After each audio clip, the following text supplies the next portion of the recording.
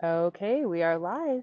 Hi, I'm Ryan Glover with Glover Nursery, and June is National Rose Month, so we're going to talk a little bit about roses and show you some of the selection that we have. We have a lot of beautiful roses that we're taking up into stock now. I think this is one of the best years I can remember for roses in the valley with the moisture we've had and the weather. I mean, when you drive around, they're just in full bloom everywhere, and we have a lot of roses right now, in full color, a lot of different kinds. So As you I think can it's a good see, time to yeah. talk about them. Yeah, it's a Yeah, great time. There's so many. There's like 800 that we're about to shift into yeah, our not inventory. all these are quite ready, but a lot Yeah. are. And a broad range of them: climbers, hybrid teas, knockouts, miniatures. I mean, there's a Yeah. lot of different So, variations of talk to roses. us a little bit about this is one thing people are always interested in is care of roses and are they good in Utah? Utah's not a great place to grow a lot of things, but roses is one of them that is great. Yeah, and people out like Oregon's like the Garden of Eden for plants, right? They can Mhm. grow everything.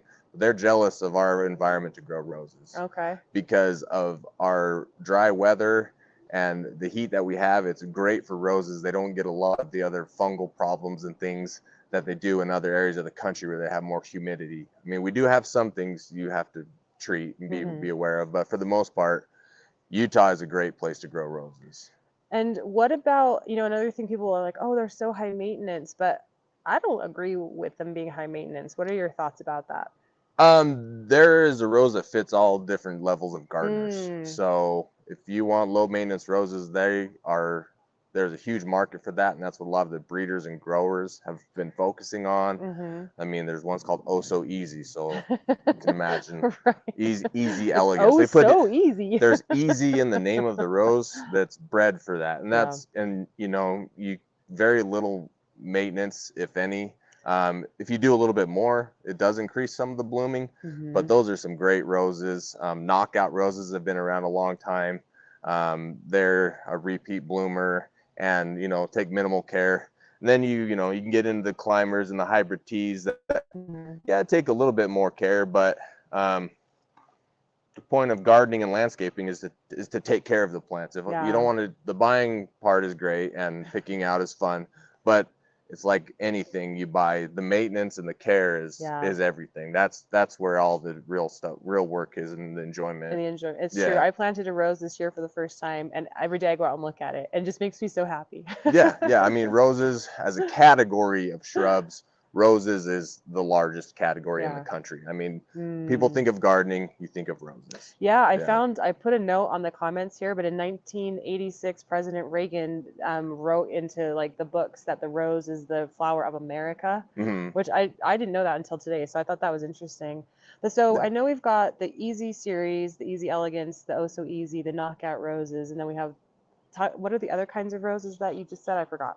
Like the brands, those are brands of No, roses. like So that, Floribunda, Hybrid oh, Tea. those are just the categories that they fall into on. Okay. Like, if you buy cut roses at the store for like flower bouquets, those are generally hybrid teas where you get a Ah. nice long stem with one single rose at the Mm, top, a okay. big pretty rose. That's typically a hybrid tea. And Ah, so if okay. you want like a cut flower garden, that's what a lot of people are after because they keep a long time. You get those really pretty colors.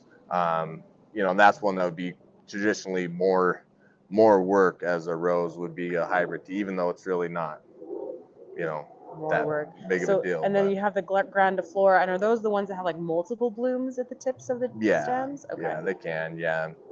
Okay. So, And then um, I know there's also like self-cleaning roses. Is that more the easy series you were talking yeah, about? Okay. yeah, a lot of those is where roses form hips, and to where some of those ones that are more self-cleaning, once their blooms are spent, those will kind of fall away on their own rather than you having to physically remove them. Because it's kind of similar to like if you want to rebloom, it's kind of like similar to a fruit tree. Like they're going to put their energy into producing that. Where if you remove those, Mm, it's like deadheading anything. You're trying to right. increase it for the next year Okay. or in the future. And then Yeah. I mean, you know, I'm sure you remember as kids, potting up bare root roses with our grandpa. Like, Yeah. we've been, you know, roses are just kind of ingrained in people for anybody that's done gardening. Um, you know, it's just one of those things that, every yard I has a spot you could put Right. roses, and they, they really bring out that color. Do they do well in all areas of Utah? Because we have so many soil conditions here and water conditions. Is there any area that you would say, okay, maybe not there, or do they do well kind of everywhere?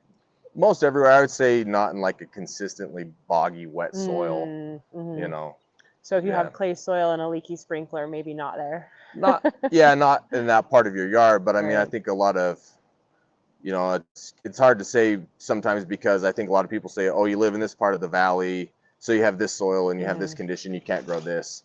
But I Yeah. mean, in your yard, you have such varying conditions throughout your yard that one plant that won't grow in one part of your yard will grow in another part of your yard. So knowing the actual conditions of your yard, I mean, even my house, there's spot that is shady that stays moist just because of the environment that plant's going to grow there. If I put it on the other side of my house, it's going to fry and it's going to die. Right. So So if you were going to plant a rose, just for people that maybe aren't familiar with them but really want to, because they are beautiful, and just so everything. What would you guide someone who's like a new rose planter person to do?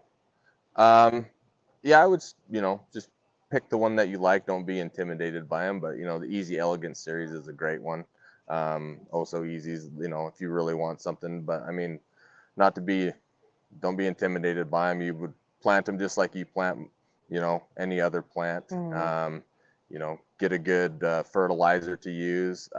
Keep an eye on it. Either you can do soil drench treatments for them. We sell products that are like 3-in-1 with fertilizer, fungicide, all that mixed into one. You can pour on there. If you want to go organic, there's, you can do that in different routes.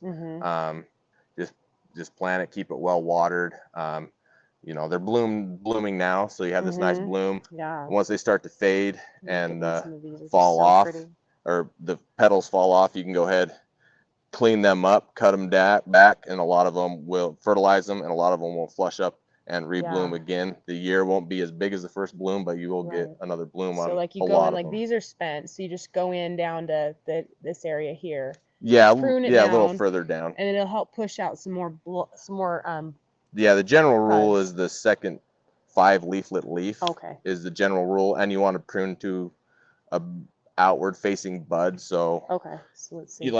You'd want to, like, if you pruned off here, that growth is going to come back and grow in towards the plant, and you don't want to encourage that. So you prune it down here so that the growth goes out away from the plant. Okay. And you also want to prune down far enough where you have a thick enough cane where you're going to get a sturdy stem to hold up the rose. Because on a rose, like, if you have a stem that thick and you cut the bud that comes out is going to grow to the thickness of that stem. So if you just tip it off at the top, you're gonna, like, if you just tip this off here and left it, the growth you're gonna get is gonna get kind of spindly. You might get some blooms, but they're not gonna be as good. Where if you go a little bit further, it's better, because what people don't realize sometimes is pruning stimulates and encourages growth. So everybody thinks of pruning as limiting growth, but pruning is a way to encourage growth in the way that you want it. So when you think of pruning, you think of growth, not taking away. So the pruning will kind of, you prune it back, it encourages more growth, and you just want to make sure that you're doing a little bit of directional pruning so that it's growing in the direction that's not like unique to roses. It's typical of all plants. For the most part, but you don't when you take out your shears and like shear your shrubs in your yard, you are cutting them back, but then now that's also encouraging them to flush out and grow new. That makes a lot of sense. Okay, well, I think, is there any other last minute rose related things you'd want to share with, I mean, these are just so pretty. I can't wait to see them moved into inventory today, but any other things? Not really. I mean, I think, being in Utah, and if you enjoy gardening, which I assume you do if you're watching this, take advantage of a great place to grow roses. So they're pretty easy care overall. I mean, like you said, a little pruning, a little soil drench just to help prevent fungicide bugs, and just water them well. But they can be drought tolerant too, right? Yeah, and Paul, who works here, he is, does way more about roses than I do. He had a good point as far as like the spring pruning on them. He uses Elmer's glue with the sparkly stuff in it. When he prunes it, he puts that on top of the canes, because you can get cane borers here.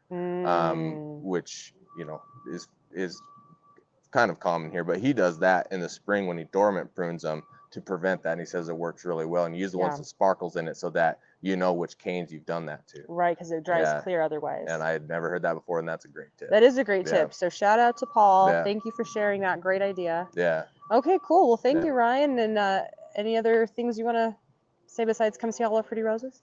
No, that's it. Okay. Thank you.